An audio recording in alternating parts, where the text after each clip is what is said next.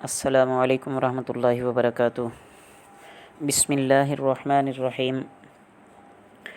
بیشتی زیور کے سبق میں میرے عزیز طلباء ہم نے باب چہارم جو کہ نماز کے اوقات کے بیان کے متعلق ہے، اس میں مسئلہ نمبر 6 سے آج ہم نے شروع کرنا ہے۔ اس مسئلہ میں یہ بیان فرمایا گیا ہے کہ جس کی تہجد کی نماز کے لیے عادت ہو، وہ اٹھ جاتا ہو اور اسے پکا بھروسہ ہو کہ واقعی میری آنکھ کھل جائے گی، تو اسے چاہیے کہ وتر کی نماز تہجد کے بعد پڑھنا بہتر ہے۔ لیکن اگر اسے آنکھ کھلنے کا اعتبار نہ ہو تو پھر عشاء کے ساتھ ہی وہ وتر پڑھ لے، تاکہ کہیں ایسے نہ ہو کہ وتر اس کے قضا نہ ہو جائیں۔ مسئلہ نمبر 7 میں یہ بیان کیا گیا ہے کہ بادل کے دن، جس دن بادل وغیرہ ہوں، فجر اور ظہر اور مغرب کی نماز کو تو تھوڑا دیر سے پڑھنا چاہیے، یہ افضل ہے، اور عصر کی نماز میں جلدی کرنا مستحب ہے۔ مسئلہ نمبر 8 میں یہ بیان کیا گیا کہ سورج کے نکلنے کے وقت اور بالکل دوپہر کو اور سورج ڈوبتے وقت، یہ 3 اوقات ایسے ہیں کہ اس میں کوئی نماز بھی صحیح نہیں ہوتی۔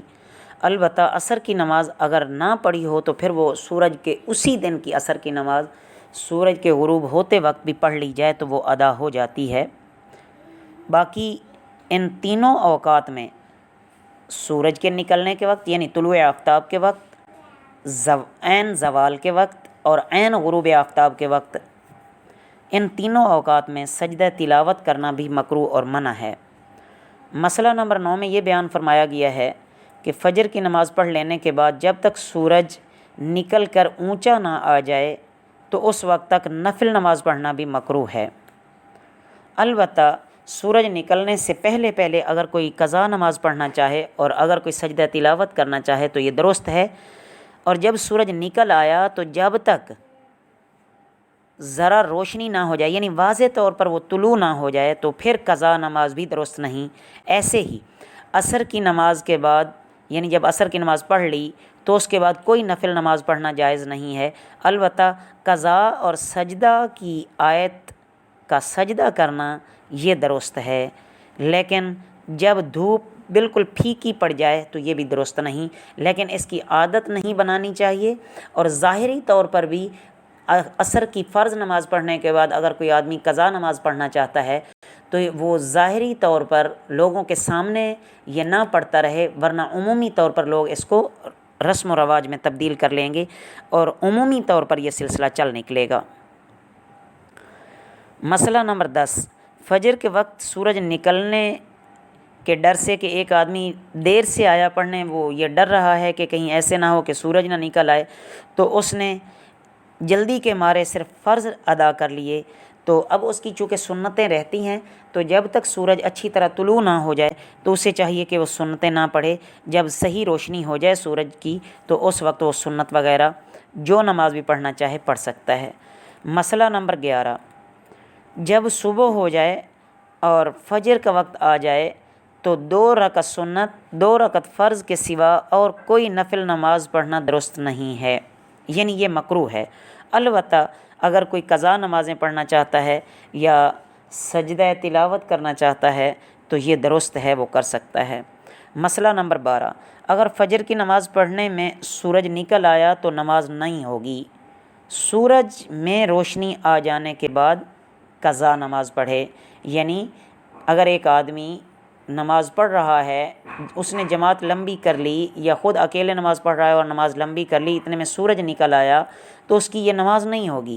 پھر وہ انتظار کر لے جب سورج کی روشنی اچھی طرح آ جائے تو اس کے بعد وہ اس کو قضا پڑھے، اور اگر عصر کی نماز پڑھنے میں سورج ڈوب گیا تو نماز ہو جائے گی، قضا نہیں کرنی پڑے گی۔ مسئلہ نمبر 13، عشاء کی نماز سے پہلے سو جانا یہ مکروہ ہے۔ نماز پڑھ کے سونا چاہیے کہ کہیں ایسے نہ ہو کہ سونے میں انسان سوتا رہے اور پھر اس کی عشاء کی نماز ہی قضا ہو جائے۔ ہاں البتہ کوئی مرض ہے یا سفر سے آیا ہے، بہت زیادہ تھکاوٹ ہے، تو کسی کو کہہ دے کہ بھائی جب عشاء کی نماز کا وقت ہو تو مجھے جگہ دینا، اور دوسرا بھی وعدہ کر لے کہ ٹھیک ہے میں انشاءاللہ آپ کو جگہ دوں گا، تو پھر اسے چاہیے کہ وہ سو جائے، اس کا سونا درست ہے۔ اس کے بعد باب نمبر 5 نماز کی شرطوں کا بیان۔ تو نماز کی شرائط کچھ ہم تعلیم الاسلام میں بھی پڑھ چکے ہیں۔ اس میں مسئلہ نمبر 1 یہ ہے کہ نماز شروع کرنے سے پہلے کئی چیزیں واجب ہوتی ہیں۔ اگر وضو نہ ہو تو وضو کر لے، نہانے کی اگر حاجت ہو تو غسل کر لے، اگر بدن پر کوئی نجاست وغیرہ لگی ہے تو اسے پاک کر لینا چاہیے، جس جگہ اس نے نماز پڑھنی ہے وہ بھی پاک ہونی چاہیے۔ صرف منہ اور دونوں ہتھیلیاں اور دونوں پیر کے سوا سر سے پاؤں تک سارا بدن خوب ڈھانپا ہوا ہونا چاہیے۔ یہ عورتوں کے لیے خاص ہے۔ یہ جو اب میں نے عرض کیا ہے کہ منہ، دونوں ہتھیلیاں اور دونوں پاؤں کے سوا سر سے پاؤں تک سارا بدن ڈھانپا ہوا ہونا چاہیے، اور یہ چیز عورتوں کے لیے خاص ہے، مردوں کے لیے یہ چیزیں خاص نہیں ہیں۔ جس نماز کو پڑھنا چاہتی ہے قبلہ کی طرف وہ منہ کرے، یہی بیعینی ہی یہی حکم مرد کے لیے بھی ہے۔ تو دل میں ارادہ کر لے، جب وقت داخل ہو جائے، جیسا کہ ہم نے نمازوں کے اوقات پڑھ لیے ہیں، تو اس کے بعد نماز پڑھے۔ تو یہ سب چیزیں نماز کے لیے شرائط ہیں، اگر ان میں سے ایک چیز بھی چھوٹ گئی تو نماز نہ ہوگی۔